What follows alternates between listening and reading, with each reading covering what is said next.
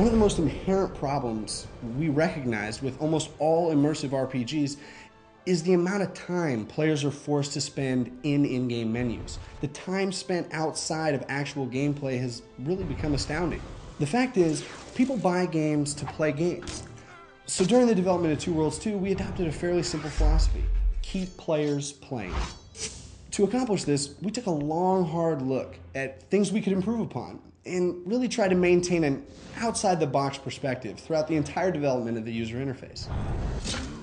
The first hurdle we had to overcome were the controllers, more specifically the lack of buttons. So we set out to create a way for players to access the full arsenal of their hotkey assignable objects, no matter how many items or spells were in their inventory. And that's when we came up with the hotkey expansive radio menu. Now, radial menus are nothing new, but they've always been limited to the amount of items game developers could fit in the circle and still be visible enough for players to recognize. So our approach was to incorporate a radial menu that players could access on the fly that contains any assignable items in their inventory. Simply highlight, assign, close, boom, back in action. Now, this system becomes invaluable for mage class players.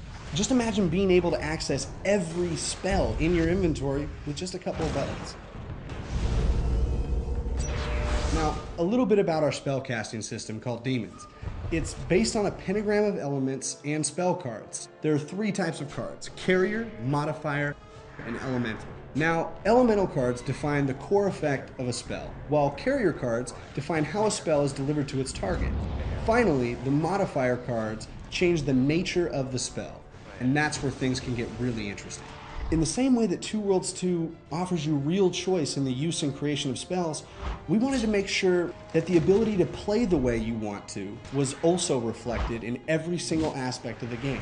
We noticed that most games we were playing tended to force players into picking a class before the game had even begun. Melee, magic, ranged weapons, stock characters with stock abilities. Two Worlds 2 is really about letting players dive into that gray area.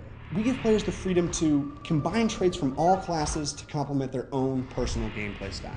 Different armor and weapon sets can even be hot swapped in the heat of battle with the tap of a button. All these innovations really culminate to a combat and gameplay that has that addictive hack and slash feel, but with all the robust number crunching you'd expect from a proper RPG. It's a really fun balance that you don't experience often in a game this size.